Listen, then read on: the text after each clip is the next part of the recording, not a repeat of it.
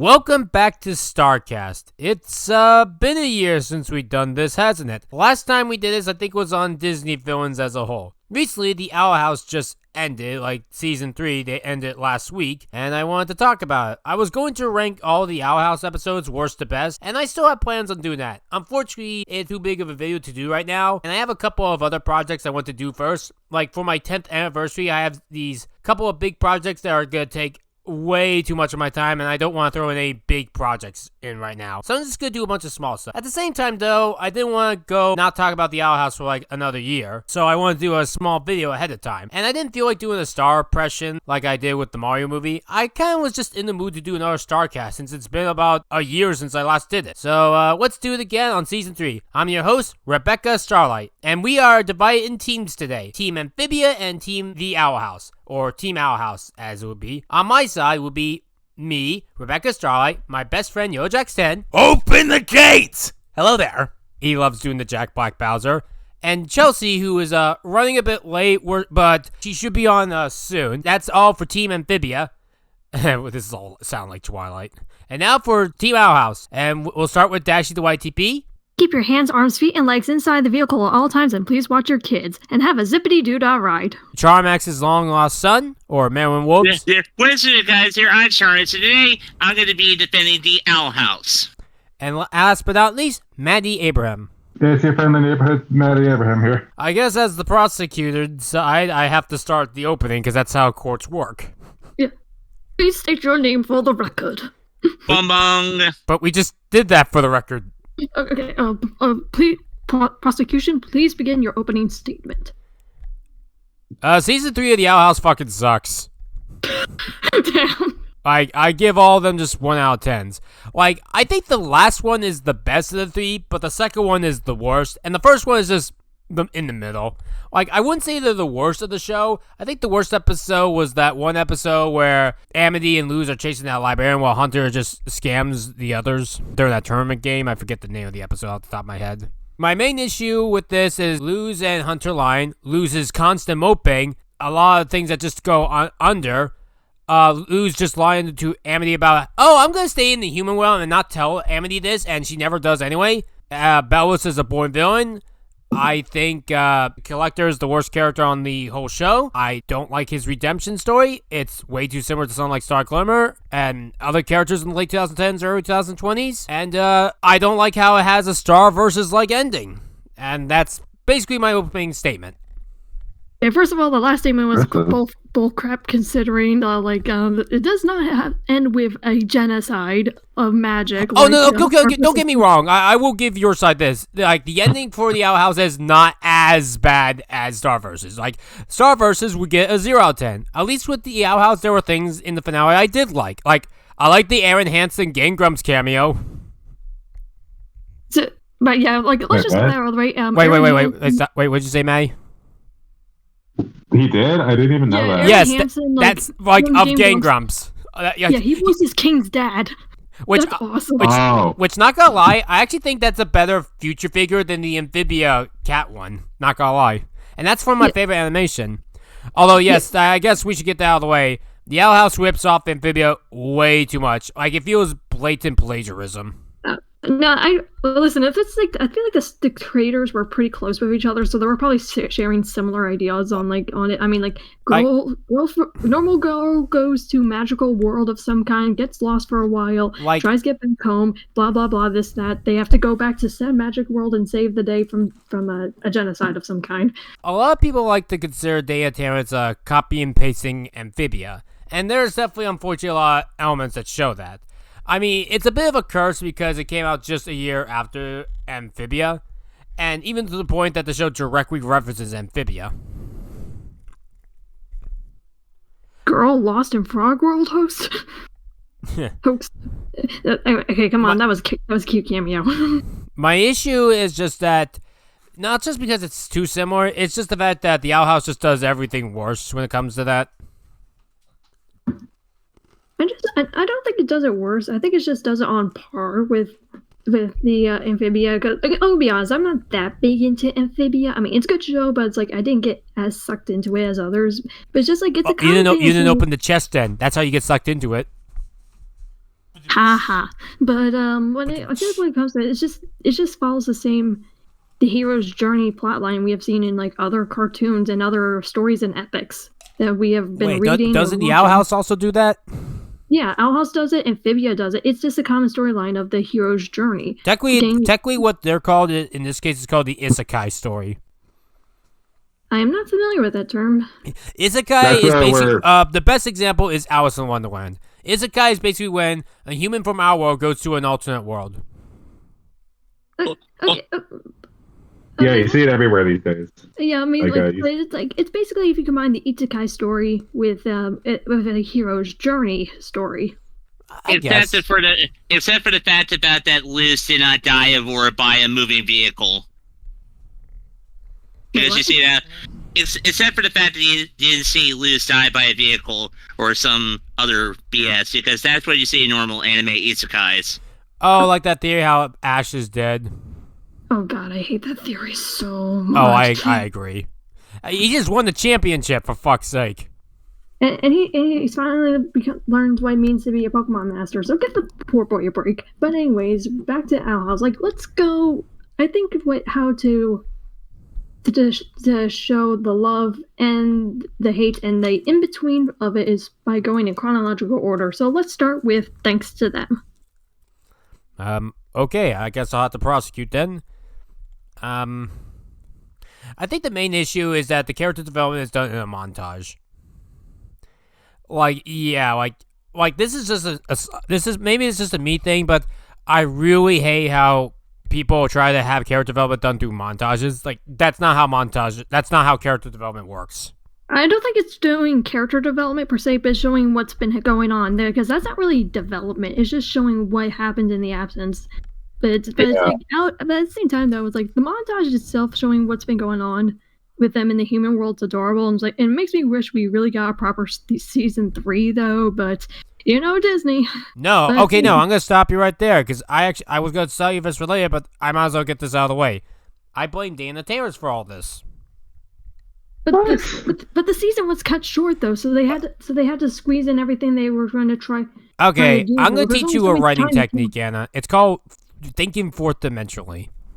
Basically, people always like to say this is why it is, but I always like to think, did that thing have to come to this situation? Say someone was like in an alleyway and like that they weren't supposed to, and then someone pulls a gun. Like what do? Instead of trying to figure out that situation there, you should fourth dimensionally think and say maybe don't go in the alley in the first place. Well, but there's a reason to be there in the first place for the story, though. Like if the story says they got to get in the alleyway, it's like fine, but then what? Then you pick things. No, you don't get that. You could rewrite the story and have them not go in the alleyway. Like in literature, you can literally control the story. Yeah. And that's what came with the Owl House. There was no reason for why the characters had to go to the human realm, or make all this stupid bullshit with Bellows, or not even have like one episode of the beach day. Like I remember in the show, like, hey, wouldn't you rather, I don't know, have a beach day? Maybe if we had time for 20 more adventures, but we don't. And I'm thinking, that's kid logic, Dana. You could have easily had an episode with the beach. Just cut one of the Bellows episodes out that no one cared for, or Hunter, or shorten this part 2. Well, wait. Hold on. If I may speak, then we wouldn't have that much context for why Bellows is evil or why he does the stuff that he does, He's a bullshit villain that no one gives a fuck about. Like, Bellows is the most boring Disney villain I've ever come across. Edgar. Wait, what, who? Edgar from Aristocats. I liked him. I liked his one impression. Oh, Jackson wants to do it.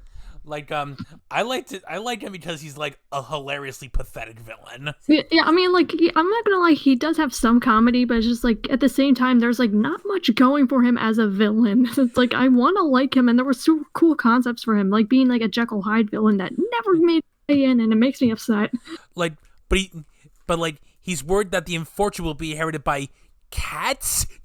But like, I find like Bellows, like, yeah, I will agree, he's like pretty standard and generic for a villain, but I feel like what makes him interesting is like how warped his mind is. Like he has the Frollo mentality of I'm doing the right thing, and he's just trying to justify his actions, but in reality we all know he's like pretty insane.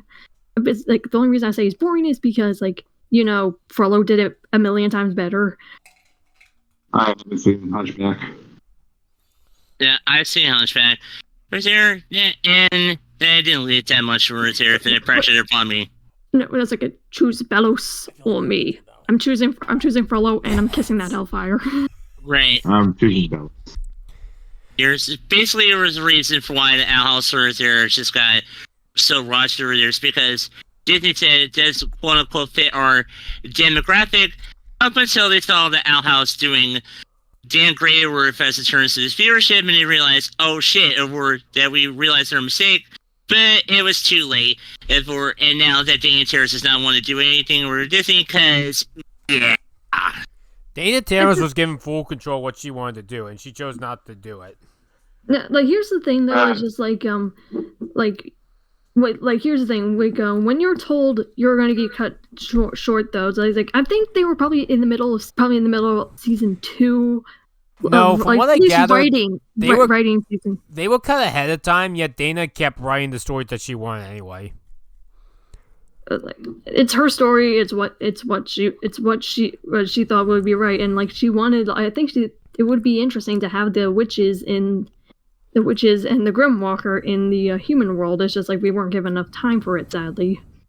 But here's the thing: you create a shorter montage, and you cut the second episode and make that like you make 8 11-minute episodes instead of 1 44-minute special. That's how you do it. To be honest, though, like if you combine all the time that we got for the 3 episodes and then tally it all together, you in theory only get like 7 or 8 episods for like season 3. So it's just we got 3 specials for season 3 instead. Of just it'd be 12 episodes actually if you do the math. We'll get to part 2 when we get to it. I want to talk about why that's a waste of time, but we should talk about what actually happens in the episode first. Okay, so Luz, so it picks up right after where season 2 ended up, and like Luz introduces her mama to her witch friends, and like, so we're kind of stuck here. And oh, by the way, I just found it adorable that V was showing them how alarm clock worked, and they were like freaking out about it. Now that joke I do find funny. I will admit that was probably the funniest joke of all season 3. In the morning, instead of screaming, it'll do this. Don't worry, V. We'll keep you safe. Good work. It's dead. And the fact they were so confident made me laugh. Yeah, it's like, yes, we killed whatever the fuck that monster was. I was like, it was just an alarm although clock. I consider myself a writer at times, and one thing I've always learned about writing is to make sure to not have any useless characters when creating a story. Like, there are definitely useless characters on the Owl House, like Hunter and V. Like, you could have cut them out and not much would have changed. No, I felt like Hunter but V like definitely need more love. Like I love her, but it's like at the same time, it's like she didn't do quite much. But it's like V did nothing. Like you could cut V out, and then I don't get her purpose. I mean, to be like the stand-in for Luz, because like she was gone for a while, and it's like to keep up the suspicion that it's like, why isn't Camilla worrying about where her daughter is? And it's like, oh, shape-shifting alien. Oh, about that, what you just said, like I said, this show rips off the Owl House a lot, and in the Owl House, it's shown. I'm sorry, not Amphibia. Duh. Amphibia. Like we see a scene of the mom being sad at the opening of season 3. And Camila does the exact same thing, albeit season 2 finale and then into season 3. But still, like there really is not much of a change needed. And no, Owl House directly ripping off Amphibia, like referencing it, does not make you look better. I don't say it's a ripoff, but like, because I feel like the writing teams on both shows were probably very closely tied, and it's just like when the writing teams are closely tied, it's like you kind of noticed similar ideas and themes probably going in. But it's just way too similar to the point it feels like plagiarism. Here's something I found a little interesting, like with that montage. It's like the cake they made. It's just like, and V's like, don't eat it. It's like. Don't these kids know how to take a culinary class or something? Well, no, according to them, they never left the house, even though they did leave the house. Like, okay, here's another problem. Like, months into it, Camila only then starts questioning, what do these kids eat? Like, I don't know where to get apple blood. Do you think this food is okay? I wish I knew how to make demon food for your friends. Would they, prefer to drink blood? Mom, I'm sorry. I'm just saying, if we need to find a way, we'll find a way. I No, brought I that think up. she what? No.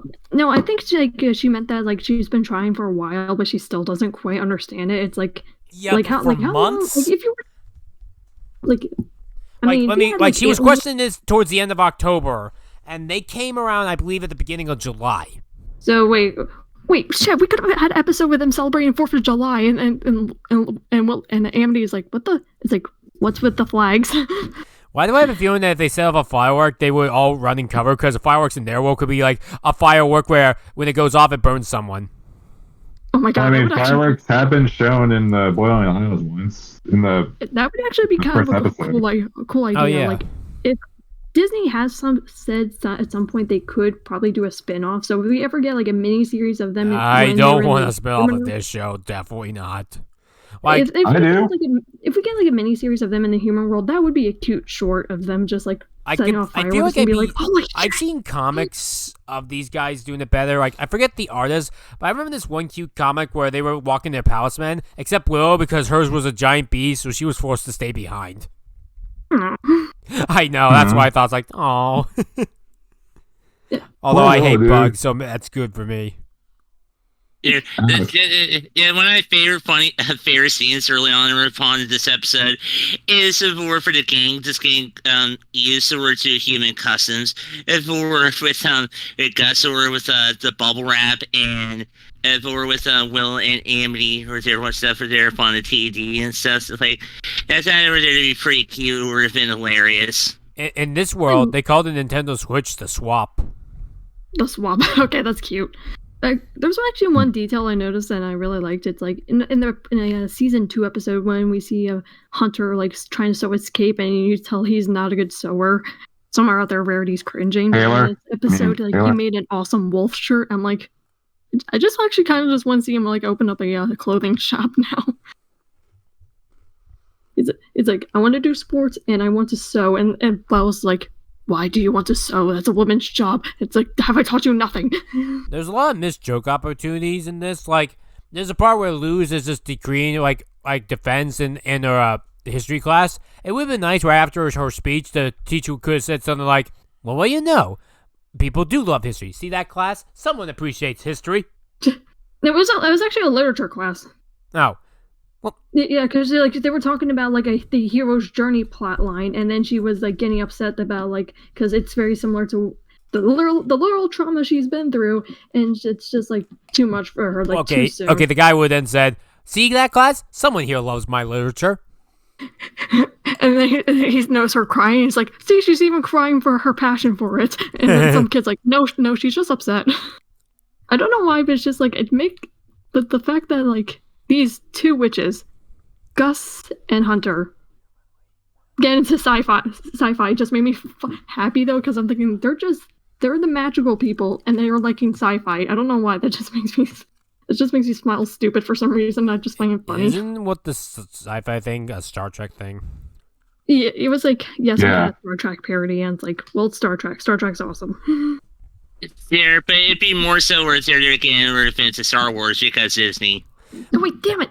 You know what was a missed opportunity? There was a common joke in Star Trek where if a character wears red, it's likely they're going to die. In the episode, Hunter does kind of pass away. He should have wore red, not Gus. Well, in a way, his palisman was red. Oh god, you're Yeah. right. Oh god. Mm-hmm.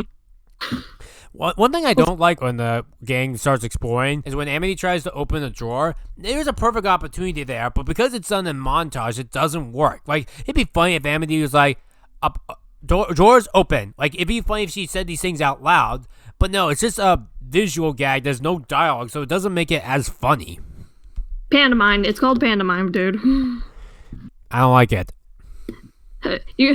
You gotta learn a thing or two about visual comedy, because you could do a lot of jokes without saying a single word. Look at Charlie Chaplin. Yeah. Okay, but make Amity funny then. I mean, they're playing MLP animations that are silent, where it's still pretty funny, or look at Agro animations and such. So, Actually, like here's something I was actually kind of find funny is like there was a joke with the creator of Owl House and Duolingo. It's like they shipped the Duolingo bird with Hootie, And like in the episode, they were like on a Duolingo like website where they said there's a creepy bird teaching us Spanish. I just realized. I just remember. Hootie has no lines in season 3.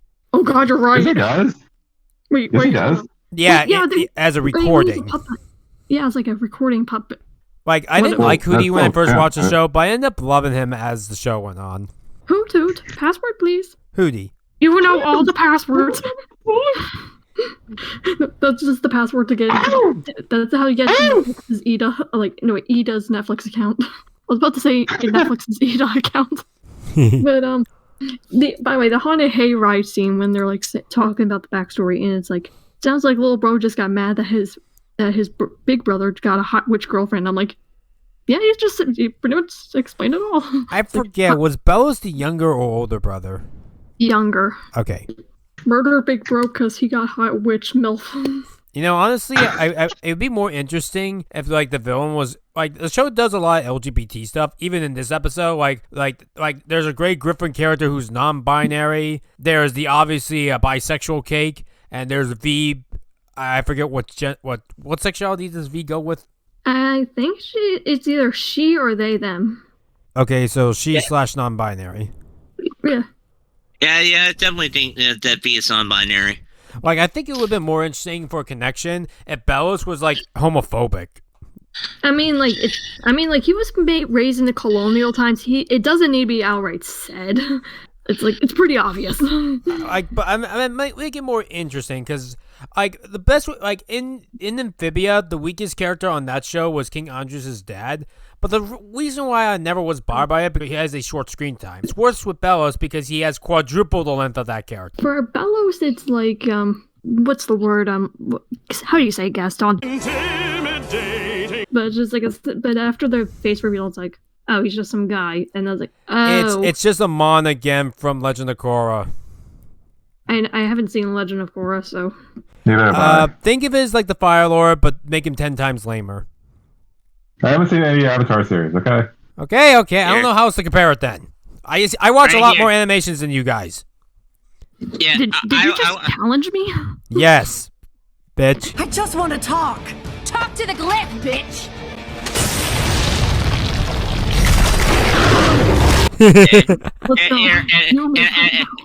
And I would say for the record that the Owl House does a much better LGBTQ relationship to the Legend of Korra. Just saying. Also, she spent 3 years rebuilding the Boiling Isles after this. Give her a break. Yeah, we'll get to that episode when we get to that. But just to like, I really wish there was like we could have seen that beach episode. Like again, make it as you just want Ida in a bikini. Okay, you took the words out of my mouth. Okay. Listen, we all want it. We all want to smash Ida in a bikini. Well, yes, exactly. I mean, I could just draw that. Please do. If I want to see Ida in a bikini, then I could just draw it and keep it from you guys just to be evil. This will not be the thumbnail. And wait, we have Kane and Jams, just like Hobbs was in that one Calvin and Hobbes comic. Ah, yes, perfect. Yeah, I just want to see very much so see Amity and Liz just hand holding, kissing each other's hair on the beach. That'd be just the cutest thing ever. Like one day I'll make my thoughts more organized, but I wanted to have a fun debate with you guys, and I kind of like this. Although we kind of need to get to the next episode. It's 10:30. Okay. For the future, the worst of the bunch. Like, I'm not gonna lie. Like, even though I like these 3 episodes, this one is definitely the weakest to me. My main issue is that it just waffle around, does nothing, while Luz continues to constantly be sad about, I can never get my powers, man. And then when it does hatch, it waits another 5 minutes until the actual thing comes, and it's not a snake, but a shape-shifting snake. I'd say it's the best option, and oh my god, it's adorable. I want plushies, all the plushies. Okay, yes, it does look cute. Yeah, very much so. It's definitely a creator to actually want to plushie of that snake so bad. But I just so tired of grim dark futures. Like, I am tired of that. Like this, like my biggest, like I was so happy with the final episode because like everything was just looking so bleak, and I heard Dana was like kind of notorious for giving unhappy endings, and then I see an actual happy ending. I'm like, thank God. It's like that was like the biggest rush of relief I had in my life. But like with this episode, it's like there's just like what's been going on the Boyle Island since. But I will say I like Lilith's new haircut. She looks great. Also, Ida with just the one arm. It's just like I'm not gonna say we'll save it for the third episode, but like what happens with her arm in the credit scene is awesome. This is a side note, but I really hate the puppets. Like, they look too creepy to me. Like, I don't like puppets. I think that's supposed to be the point. Wait, okay, here's the actual sin because Kat's gonna kill me if I don't. How come Amity's mom gets to move about and be alive and not Alador? What the hell? So, like, here, you become a puppet now. Not gonna lie, petrification scares me. Yeah, same. Is this like a mercy kill in a sense? Like, I don't get how the Collector does not understand this. So, I forgot to mention, the Collector sounds like Phil from Rugrats. You who stray so far from home, to me who's trapped beneath these bones. We'll play forever, me and you, when you paint the land in night bright hues. Nuh-uh, Lillian, I'm hungry. I haven't eaten since the last time I eat it. It's not Katsushi. I don't know who voices him, but they sound way too similar. Like, if they couldn't get Katsushi for the Rugrats reboot, I would recommend getting this actress here. Yeah. I was like, I feel like the Collector, like, he would be that one kid who's like, it's like, get the fuck out of my room, I'm playing Minecraft. Probably. I would love to see the Collector interact with Princess Luna, and Princess Luna be like a mother figure to the Collector. Oh my god, that would be super adorable. The Collector is just not an interesting character to me. Like, I like his design at least the Shadow Puppet, but the human one, not really. Why does he kind of remind me of Dementio for some reason? Like he reminds me of something from Zelda, but I haven't played that much Zelda. I don't know why, but he kind of reminds me of Sorcerer Mickey from like Fantasia. Anyone else get that vibe? Oh my god! Can you imagine like Mickey's like entertaining him with magic tricks, and Yen said it's like you shouldn't do that, and Mickey's like, shut, let the boy have fun. Let the boy have fun. He's my bastard child. Can we just have Mickey raise the Collector now, teaching him the ways of being good and having fun with safety? Like, that would be adorable. I just remembered that Willow and Gus do nothing for these specials, and for this one, I think they realized that for Willow, so they're like, hey, let's make a plot where she realized that she's just been holding back in stuff, and make her call Half a Witch Willow, which I think Wimpy Willow would be a lot cooler nickname, by the way, and so even Wussy Willow. Here. Also, too, a quick update here for the woman. Witchy woman. She got the moon in her eyes. Like Gus does nothing, and he can always be cut. Like, and Camila coming here, it does nothing. Like, the one thing they changed with Amphibia, and it barely does any effect. Here, yeah, I very much so for understanding the purpose of Camellia was there. It's just to be over there, being an awesome mom over there who will whoop anybody's ass over there with this I forgot to mention. She's got the sandal. I forgot to mention this earlier for this, but when Luz's Palisman activated is stupid. Like, the reason is because it was like she needed other people to believe in her. I'm thinking that's stupid. She was closer to her goal of activating her Palisman in the pilot episode than in the current one. Like, in the pilot, you could understand that Luz was not being understood. But here's the thing. By the time of Season 3, so many people understand her. Hunter, Amity, Gus, Willow, Camila, V. You're telling me that no one understands Luz? The fuck are you watching? No, I think they understand her. It's like she didn't understand that they did, because like she's been so used to it. No. But this would be like Buck Cluck, like in Chicken Little, trying to understand his own son, even though at this point, if he already did, this would be like if he actually already understood Chicken Little, but the movie was like, no, he still doesn't understand. Their first one to provide with their update with their son, the voice actress there for the Collector. That being Friday Wolf, with their also too, yeah, for another voice actress there on the cast, who also too is part of the LGBTQ community. They're up along with Mae Whitman. Okay then. Oh, by the way, I met the voice actor of Hunter recently. Nice. Well, lucky you. I don't get to meet voice actors. Like, Zeno Robinson's his name. He was fun. I got him to do his Remy voice from Big City Greens. Hunter meets Remy. Like, who are you? Who's Remy? I'm you. But I fight an evil corporation. Like Remy. I'm you, but better. No, Remy's like, who are you? And it's like, I'm you. But I've seen shit. Also, I got a cute burb. Well, had a cute bird. Yeah, I was just about to say Yeah, that. and also, God how does damn it. Hunter get Flapjack's powers? That's confusing. Like, a lot of Magic. the show is them just getting magic without any explanation or reason. It's magic, don't question it. I question magic, Yeah. bitch. So you guys question all my powers because all my powers are magic and not radioactive? Science. I also too kind of had a vision of a crash over here idea of her there with Ian Lilith meeting with Celestia and Luna. Is there to see her sisters who are former rivals just interacting over there with one another? Yes, that'd be great. But, Also, Bellows. Oh wait, we should talk about that. Bellows being back and possessing Rain. I'm like, why would you do them dirty? Why would you do Rain dirty? They did nothing wrong. Yeah, for why you do it for a precious thing for harm? I mean, come on. Rain is fucking adorable. What if it's like actually not gonna lie? It's like, what if Bellows tried to possess Hootie? Honestly, that'd be funnier. It'd be like he's trying to be all serious, but the collector is just laughing his ass off because he can't understand what the fuck's going on. Yeah, it'd be very much so just be for Hootie just turning it forward to a Titan like from Attack on Titan. Yeah, it would be kind of like a macabre appeal. Is that it's like hilarious, but it's also creepy but funny. Speaking at of the same Titans, why time. doesn't Bellows just possess the major Titan, like the one of the whole island? Wouldn't that make more sense for his plan? Isn't that what he did? Like he did it like towards the end of the third one, but I don't know why he didn't do it in episode 2. Because he couldn't get to the heart yet. He's like, I'm still dying. Okay. Again, fourth dimension writing.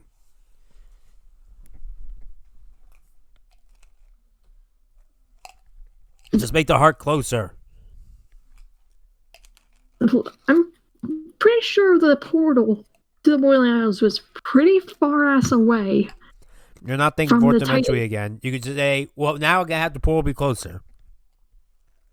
And the portal's like where Ida's house is, and like close to Ida's house. It's in Bonesborough, which is probably like around like I'm not gonna say the ribs, but like the leg of the Titan. But it's just like it's not close enough to the heart. Like we Wait, aren't the ribs close to the heart? or like I'm like maybe like the lowest ribs, because like I mean the heart's like kind of it's like at the top of the ribs, but also kind of like close to the neck.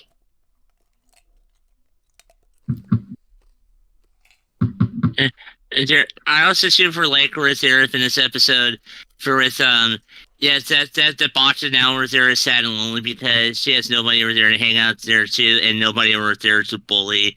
It's like oh, and that kind of over there feel bad over there for Botcha even though that she is kind of a bitch.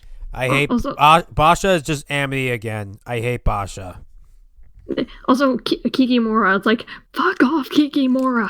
Hey, we agree on something. I fucking hate Kikimora. Everybody in the I fandom think hates everybody hates Kikimora. Yeah. I don't get her It's purpose. kind of Saint Germain at first. Here. But I very much so. Yeah, I agree over there. I just don't like her Kiki more than most, even though I like her voice actress over there because she voices Ren Tasaka from Face Day Night. But anywho, Yeah, I will say this. I like Kikimora's name because Kikimora just sounds like a cool name. I just wish it was for a better character. Agreed. That sounds like a character from Moana, actually. yeah, it very much reminds me right there for Hikikomori right there for in Japanese terms. Also, like that whole speech, like Luce's mom gives. It's like she says like I've made plenty of mistakes. Like I had a dental surgery the day before my wedding, and I'm like oh fuck. Listen, I'll be right back. I have like wisdom teeth removed. It's just like doing your wisdom teeth before the wedding. Like Luce's mom, first of all, you fucked up. Also, oof, pain, misery. Yeah. Could you imagine if like it'd possibly be like she had like a cyst removed or something like that? Like man, that shit right there be painful as fuck. And she said her biggest mistake was just like not having much faith or trust in lose when like she needed her most. It's like I'm just saying right now, Luz's mom, like, you know, she messed up and she's doing everything she can to be there for her daughter, and she's always been there and supporting her. It's like she's always understood her. It's just like everyone else around her just told her Luz is wrong though, even though she fought or she was fine though. And it's like Luz's mom is just the goat. She's like probably if not one of the best Disney moms out there. Yeah, I wish Luz's mom was my mom. Yeah, it's very much so saying is that Odalia could very much so take over a huge amount of lessons from Camellia or for how to raise her with a child. Because by the way, as a side note, my friend Kat, she says like what we didn't see in episode 3 was Odalia getting shoved off the palace walls by me, and then I become Alador's new wife. It's like because she ships herself with Alador. It's like I accept this now as canon. That's there. Wow. I mean, Alador do be kind of hot. Not gonna lie, it's definitely a Delph. A bit, yeah. Right here, the way we were talking to her, Sarah, for about the next episode, we're talking about her and making a joke for basically for fun. No dinosaur jokes, please. But yeah, but at least that's what Kat said. It's like shove Odalia off window. Kat marries Alador. It is like okay, Kat, I accept this as canon now, and you can't deny me. And Zika, I can't deny you. Wait a minute. Hold on. Wait a minute. What? Wait a minute! SpongeBob! Yeah? Make more chocolate! Got you covered. 2, please. I was actually going to say something like along those lines. Like, I can imagine that's what the Kanan collector have been doing. Okay, Chelsea's coming. That's why I was staying silent. Okay. That's what what if like the Kanan collector, they were just reenacting SpongeBob scenes. It's like collector's like, all right, King, remember what they said? But oh yeah, I do, collector. We're on a baby hunt. I almost forgot to mention this, but I don't like that male guy that's semi in charge that Gus apparently had a ride with. I forget his name because he's just an uninteresting character. I think Bartholomew. Bartholomew. Sounds like a cat name. I was just thinking about for like Bartholomew for like a Shakespeare play. Bartholomew, they're all were hostile. Bartholomew. I think you guys are thinking about Matt Bartholomew. Oh, yeah. I forgot. Oh, we forgot to bring this up, but I do not care for Emily's mom. She's the worst. I don't think anyone does. Yeah, Odalia is very much so a bitch. Listen, if I wanted a semi bad, okay, Odalia was actually pretty awful. But if I wanted like a parental figure who screwed up but is also supporting of LGBTQ plus representation, I will happily look at Power Strike from my pride, because at least she admitted she made a mistake and wants to make up for her actions. What's Odalia's excuse? My problem with Amity's mother is that even though, like, here's the thing. In order to try and make Amity look good, they want to make the mother look as evil as possible, even wanting to, like, take over the world. To me, that just sounds a little too crazy. It's like Bellows' plan, and you're going through with it. It's like, because he said he'll spare us, and I'm like, Amity's mom, you can't be this stupid. You had to realize he is a genocidal maniac. Yeah, but with how bad Amity started, it's like they're just trying to make Amity's mom look as evil as possible in order to try and make Amity look good, but it just doesn't work for me.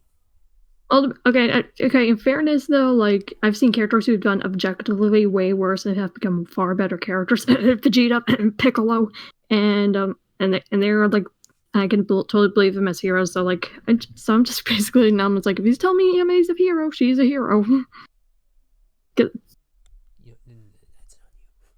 To quote Pinkie Pie, I'm a really forgiving person. I don't really care about Odalia in this slice. She's just uninteresting.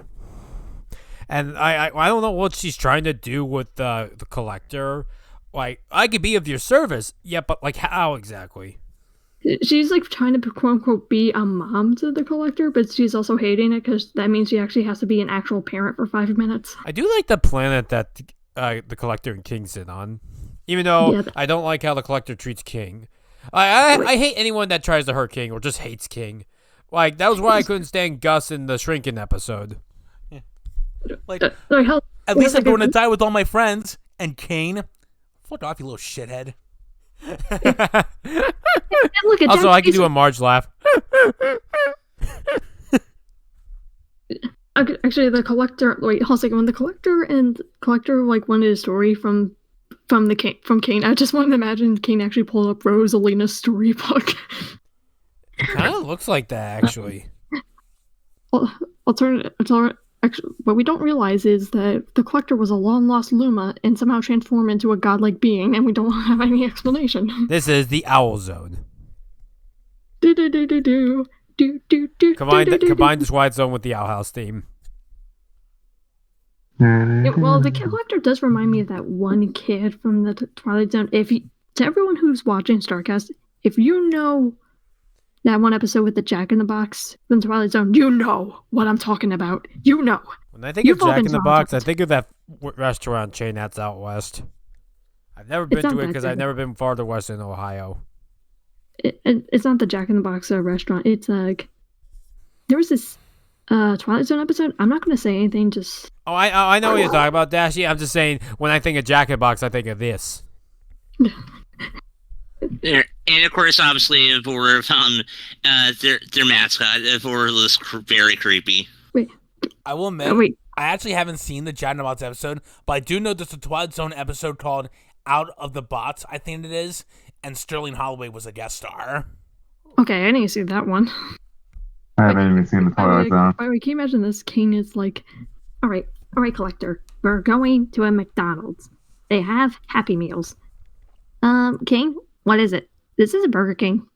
Damn it! I just want to imagine King always goes to Burger King because, Burger King. Technically speaking, Burger King does have their own Happy Meals.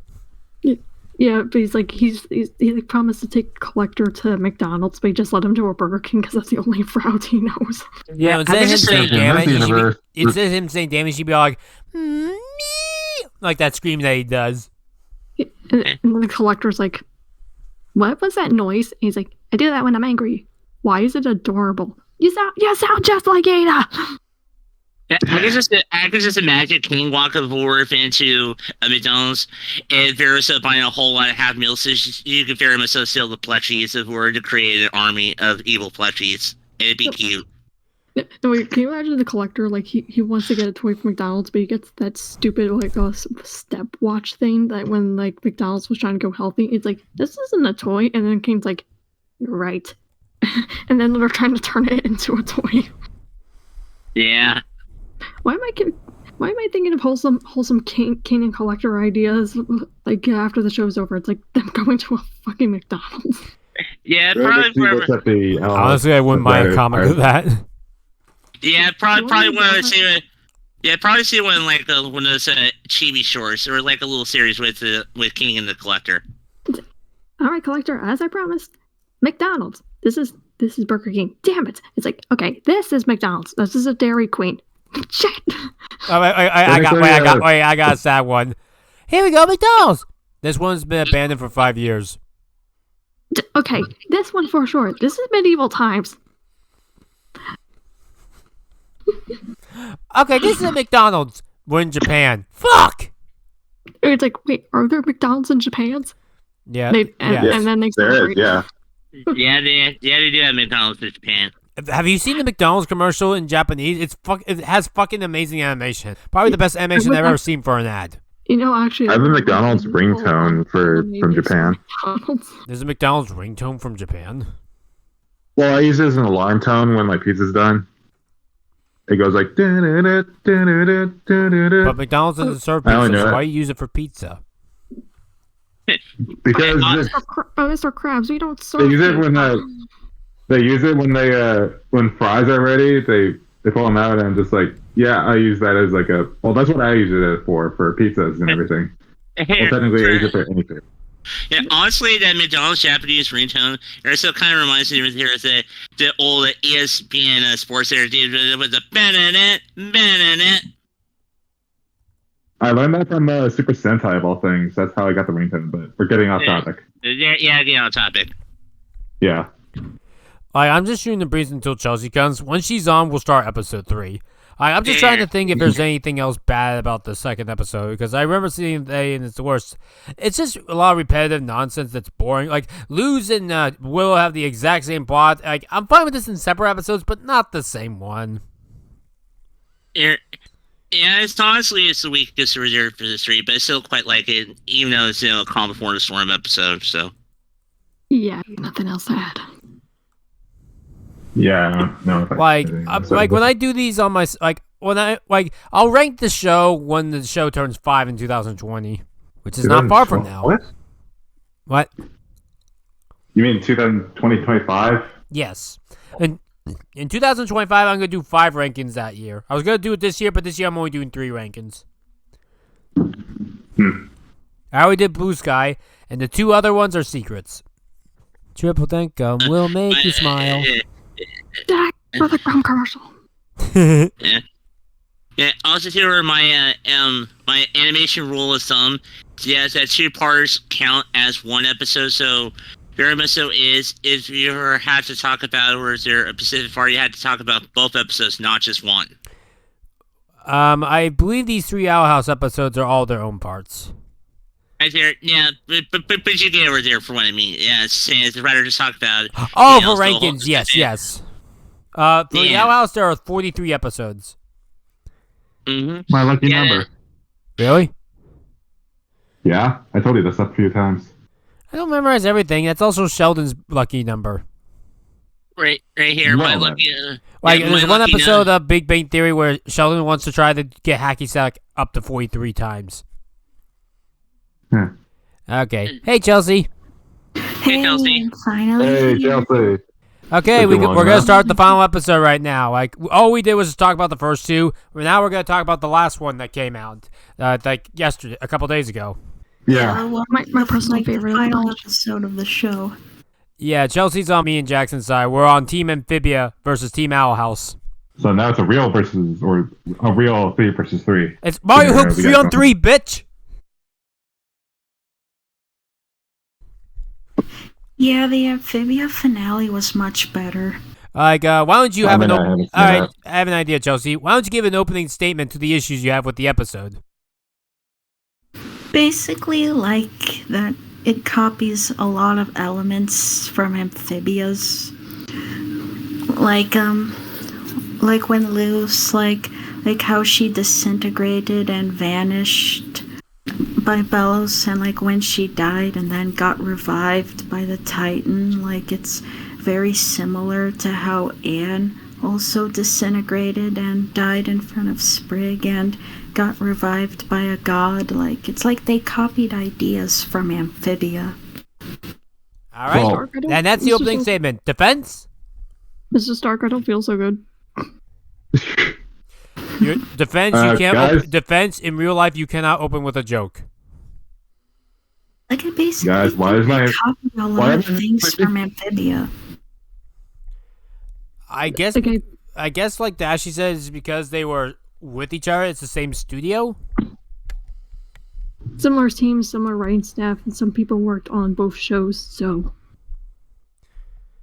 I also don't like the redemption of the Collector, because it's just because so many other villains in the show have been reformed, and this one's just the same as all of them. It's also annoying. I don't really consider him a villain. He's just chaotic neutral at best. And he's just been. Oh, and another thing. No, he's a villain. He tries to eat Luz like Pac-Man.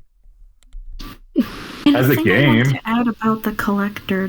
Doesn't he remind anybody of Spinel? Like, he's too similar to Spinel for me. That's right, I heard the story over and over again. Gee, it's swell to finally meet your other friends. Mr. Aladdin, sir, what... I have my own choice for that. That's right, I heard this story over and over again. Gee, it sure is boring around here today. My boy. Boy, that's what... That doesn't even rhyme. My boy, this meal is what true warriors strive for. I just wonder what the final episode of the Owl House is like. Your Majesty, Luz and his friends have seen the Boiling Isle's skull. How can we help? It is written here, you, Collector, shall advance to the final plot line. I forgot to mention they all have their own intros, and I just don't care for them. Like the first one has a weird transition. Oh, and this one opens like the semi-dream sequence of puppeteers like saying that the characters hate each other with the original trilogy of the trio. I don't like the fact how Luz can go back anytime she wants. Like, a couple episodes of her just constantly building up, will I ever see Amity again? Like, how am I going to tell her I'm going to leave her forever? Nope. No, not worry. We wasted time for nothing. Like that, the worlds can be connected, because, like... Yeah, I like that too. Honestly, like, a payoff is, like, she felt divided, like, because she belonged in both. That's not how a good storytelling works. Why it worked in Amphibia, like the reason why Amphibia does what it does, because there are sometimes you have to let things go to grow as a person. Yeah, Amphibia had a much more powerful message with this. You know, something just hit me. If the Owl House is supposed to be, if that little house is supposed to be the connection to like Earth and the Boiling Owls, what will happen if some other outsider comes across that house? I don't think anyone will, because it was bought by the Nasetas. But it was abandoned at first, and you know people like to explore shit, right? Well, yeah, but you don't see people like exploring people's houses just for the fun of it. No, but they do like to try the rob. But what if somebody accidentally stumbles upon there? Like... In fact, isn't that how Luz kind of got there? She just accidentally stumbled upon there? Yeah. Well, then I guess the story repeats by that logic. Like, what if another person, like, comes across the house and accidentally ends up in the Boiling Isles? Like in something like Amphibia, so we're gonna keep defending that. Like, you had to get the chest. Like, they stole it. Like Anne stole it, and you had to like physically open it. And then later, the powers just kind of stop working after one use.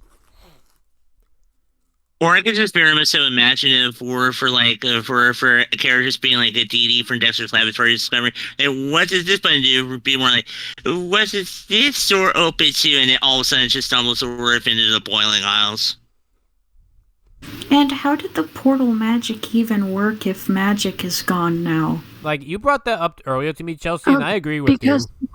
Did you guys not even pay attention to the episode? Yes, I did.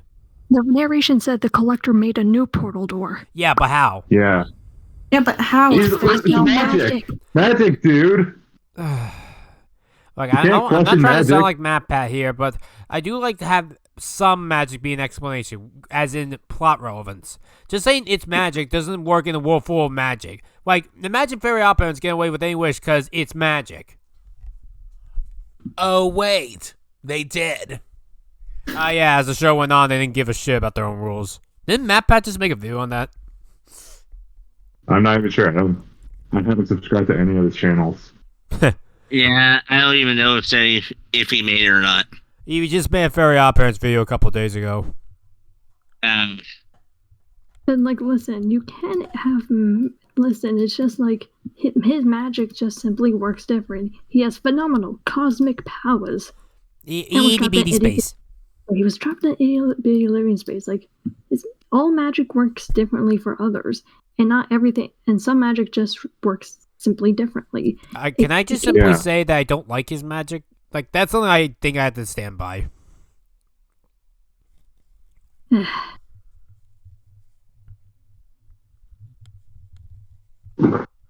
Like, I really wish we could just focus on more things of Ida and King. Like, I really love them when they become the monsters to defend Luz. Like, I really love that part. Yeah, that was one of my favorite moments in the episode, how they went all feral to protect, like, to get revenge on Luz after she supposedly died. Yeah, I'm not a big fan of Luz's death, because at least with Anne, she got to do everything correct. Luz's like, oh, I died, but there's still shit to solve.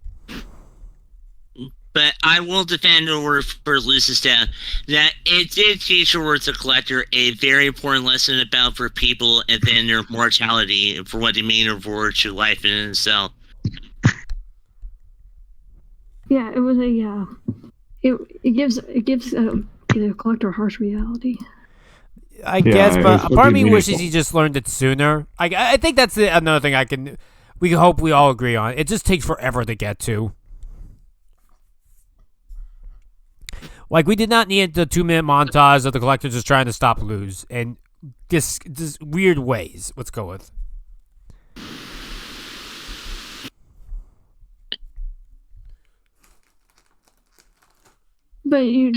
but this is what finally gets to him. You know, this is what gets to him, right? Yeah. It was a harsh but necessary lesson, and one that it's unfortunately learned a little too late, though. But hopefully, with this knowledge, it won't happen again. Mm-hmm. But in my opinion, I think the show should just have one villain. That's kind of what made Amphibia work, because it just had one villain to focus on. This show tries two, and it just doesn't work. It just gets the collector as chaotic shit, not villain. Yeah, honestly, I honestly consider the collector just being more of an antagonist or just a beef, or rather than being a villain. But that's just me. Yeah, antagonist, not villain. There's a difference. Who's having a wound washing sound? I think that's Ashy. Okay. Let's talk about Game Grumps. Hey, I'm Grumps. I'm not so Grump, and we're the Game Grumps. Aaron, I love. No, I'm fucking done. This is bullshit. What is this? Oh, it's Mowgli. Get Mowgli. Like I know funny story. Aaron Hansen once did an interview with the guy from that created Little Witch Academia. Hi, I'm Aaron from Game Grumps and Egoraptor, Yo Yoshinari. They are two animators and directors on such amazing films and shows as Fooly Cooly and recently of Little Witch Academia.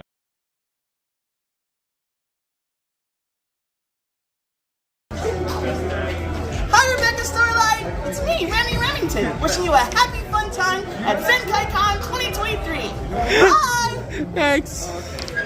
Really? Yes. I love Little Witch Academia. Yeah, it's a cute show. Yeah. Yeah, I like it.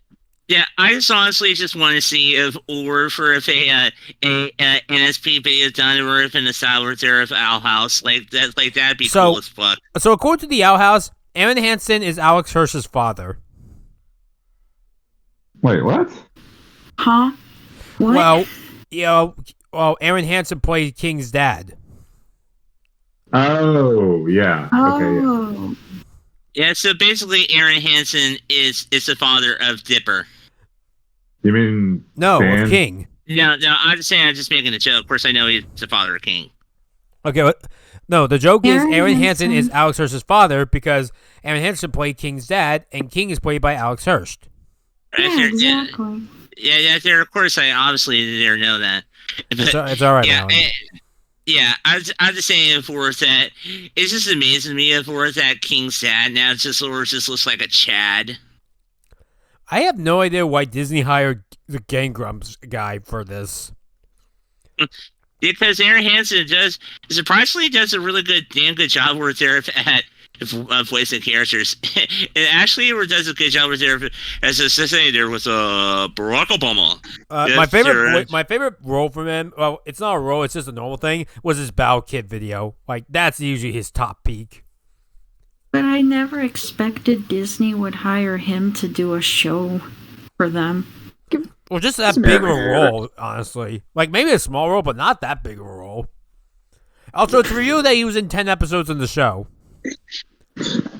Like, I didn't realize that Aaron was in 9 other episodes. Yeah, as background characters, I believe. Well, yeah.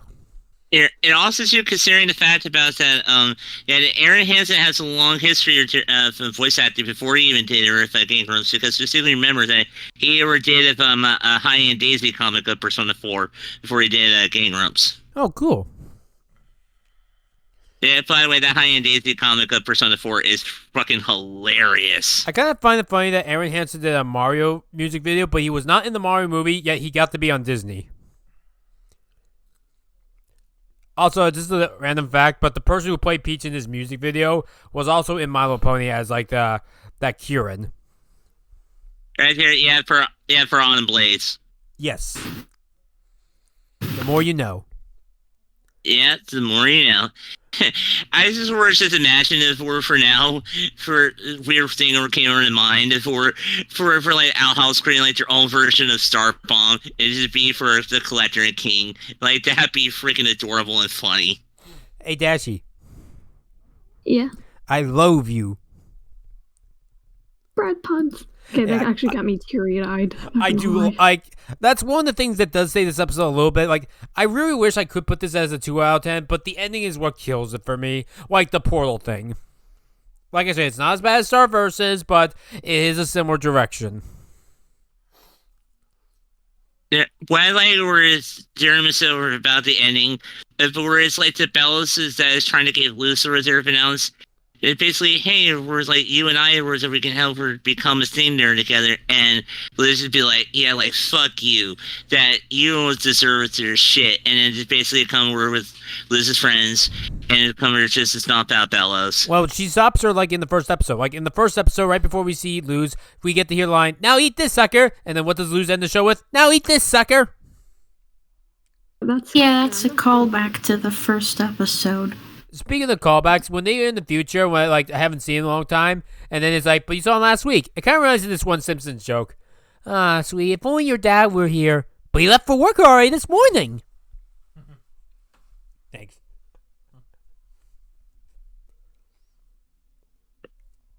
And say for when they were now getting forth into the future, or more or less say the time skip.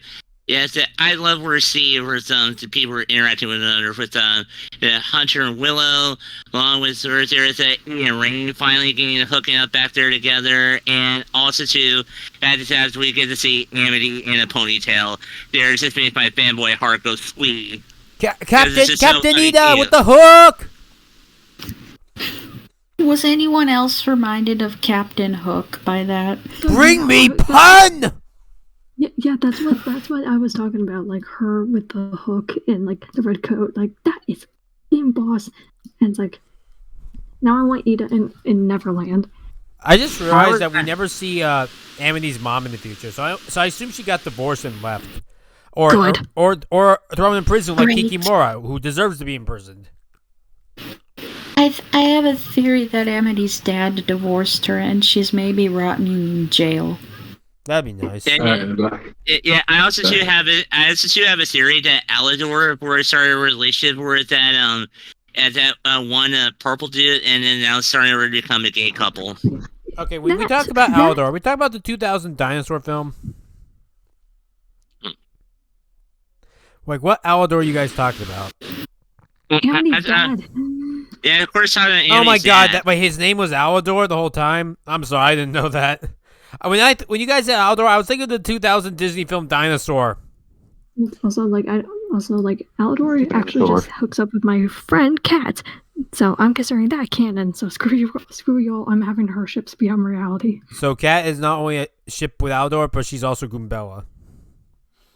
Wait, what? Kat ships herself with Murdoch, Dr. Nefarious, the devil from Cuphead, Maddie, Hades from the answer is that she's going to be a voice actress in an upcoming project. Oh, okay. It's a secret project. Although Dashy and Chelsea get to have major roles in it. Hey, I won't tell anyone if you don't. Yeah, you can join. I also I just find it hilarious for when that Camellia, if we're in a time skip comes over to Luz's room and find out for which stuff where that Luz is going to enter into college, and of course there Luz goes like, me or their mom had rolled into all of them. I find that to be hilarious. How long do you guys want to do this chat for? Like, I'll stay as long as you guys want me to. Well, I just had to mute myself for a little bit because my friend was outside, but... Okay, why don't we just give our final thoughts? I'll go first. The Owl House is a show that I would give a 6 out of 10 to. It's a B tier show. The same score I would give Friendship is Magic. It also has a similar amount of good episodes and bad. Like, there's a bunch of 10 out of 10s, but there's also a lot of 1 out of 10s. There's no 0 out of 10s, thankfully. The difference is, I think the Owl House just got bad towards the end. Like, I was really loving that first, but around the second half of season 2, up to 3, I was just not having fun with the show. It kept adding new characters I didn't like the Collector, Hunter, Bellows was just awful. I still think the Collector's worse. Ethan and King are my favorite characters. My issue with season 3 is it had a lot of bad pacing, bad character moments, lying, stupid decisions, character moments that go nowhere, just annoying in general, Collector bullshit, and the fun characters are just pushed to the side and only given a couple scenes, and we just drag on with Bellows and shit. And I don't like the future because it basically establishes that, Lou's having all this worry about trying to choose a side. Oh, she doesn't have to choose it all. She can have it all. She can have her cake and eat it too. And now Jackson will go. Now Jackson will go. Ditto. And Chelsea, your final thoughts? Yeah, I would give the same ranking, like a 6 out of 10. Like, it had some enjoyable moments, but it fell off towards the end, and I always prefer Gravity Falls and Amphibia as the best story-driven shows that Disney did. Agreed. Gravity Falls and Amphibia are much better. Dashy, your turn. Although, wait, sorry to point out, but I would go with DuckTales also. Okay. Oh yeah, DuckTales was awesome. But yeah, I'm gonna say this show was pretty good. As there were some weak moments and some like pacing issues, but I guess they were just like a fun ride, and like I feel like the future that's like, as long as I know everybody's actually living their best lives and like working towards a good future. That's all I need. That's all the reassurance I know that everything's going to be fine. And hey, at least this is better than Star Versus, where we don't know anything. Yeah, true. So if I was going to rank the show, I'm going to say 7.5 out of 10. Like, it's good. There were some flaws. Hey, on the Star Giant system, we don't do decimals or fractions. Well, I'm here too. So I am like the Collector. Fuck the rules. I am reality. Bend to me, bitch. Just be a 7 or an 8. Are you a B? Are you an A or a B? I'm at B plus. Okay. Okay, then it's 7 out of 10. Yeah, it's 7.5 out of 10. That's not how numbers work. Yes, it is. I'm having fun. Okay, fine. 7.5. No, 7. I do whole numbers. People in the comments, who's correct, me or Rebecca, about decimals or fractions? Mine, because I used the Jello scale and he never did decimals or fractions. And if you're going with decimals or fractions, do it out of 100. I walked 500 miles. No, I said 100, not 1,000. Did you know I used to rank things out of 1,000 and even 100? But now, as of 2022, I just rank things out of 10. It's a lot easier. Too convoluted. What the shit like an animation that was an hour longer, I will rank it out of 1,000. Right here, not sure why you would do that, because I was crazy back then, because I was super into reviewing animation. Not as much nowadays, but back then I was. All right, Marilyn, why don't you have your closing? All right, yeah, to me, I give the show worth here for 9 out of 10. That is an important landmark of work for kids animation that features an LGBTQ relationship work that is actually done right. A work unlike a work in She-Ra and the Legend of Korra, because that relationship was overrated. Yeah, I think that this show is really fun. It's cute right there. It is wholesome. It's a lot of fun. Word that is a certain other property that's done right that we should not get mentioned there too. But yeah, for World, I agree where the finale was a D or was rushed, and I possibly could have used some ironing out. But still, I learned myself for what Dana and the others were produced for the Owl House, and I wish we were there for future endeavors, a creative animation that's not confined over for Disney's stupid asses there. So yeah, Owl House 9 out of 10. All right, Maddie, you're last. 10 out of 10. Holy shit. I just realized the scores. I just realized the scores went from lowest to highest. I didn't intend that. Or did you? Dun dun dun. You see, guys, Rebecca was thinking fourth dimensionally here. Oh, hey, you listen, yay! But Maddie, back to your opinion, thoughts. Okay, where to begin? Well, I feel like I connected it in just a short while in a way that no cartoon has ever made me do, except for like Ruby Gloom or something. And Ruby Gloom is awesome. it taught me the the do's and don'ts on what I should write for my own series. That's like an isekai with sort of magic elements. And yeah. Honestly, there for a side note that to my favorite cartoons that features actually LGBTQ relationships where they're done right.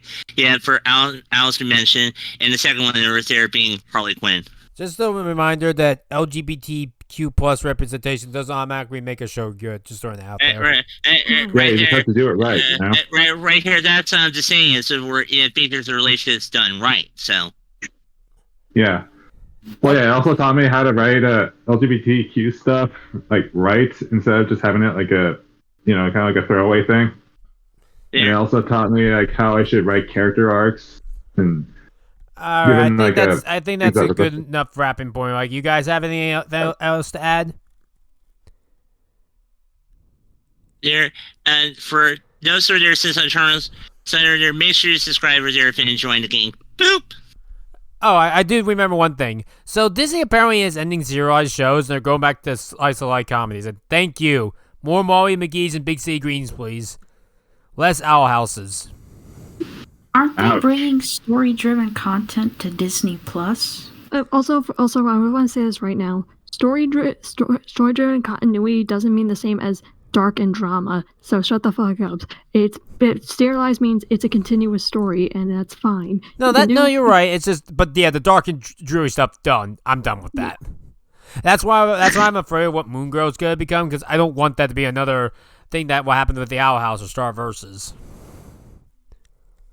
I just honestly, for one of her shows, that were to be light and wholesome, but then taking themselves seriously, but feature important things and different messages for today's children. That's all. Isn't The Ghost and Molly McGee kind of story-driven? Not that much, although they just had their first period episode, which I have yet to see. Which makes me happy. Oh, how was it, Dashi? It was like pretty nice episode. It's just like it makes me happy though, because like as a girl, it's like, yeah, it's the worst and it's awkward, but it's like if you actually talk about it and talk about it in a normal and civilized manner, it becomes less awkward to talk about. And it's just like, more of this, please, not all this hush shit about puberty, because everyone's gonna go through it. Yeah, turn red at least brought it up. Yeah, I loved Turning Red. They actually did an episode like that in 16 where all the girls were like having their time for the month. Alright, we're off topic, so I think we should just end it here. Good night, everyone. Yeah. I'm Rebeccah Starlight. Thank you for joining this Starcast. Rebeccah Starlight, out. I finally found it. Now who's gonna stop me? Translation, Yojax 10 out. Thanks for riding with us, and welcome home. I had a fun time. Yeah, same here. Had a fun time. Yep. It was fun, even though you guys don't really let me talk much. We'll fix that in the future. Sorry. Yeah, try to fix that there, Manny. And sorry if I came off as cruel sometimes. I was just having the debate moment. When I'm in the debate mood, I love debating. Yeah, same here. I forgot to say objection throughout the video. Objection! Right there, objection! Objection, Your Honor. Oh.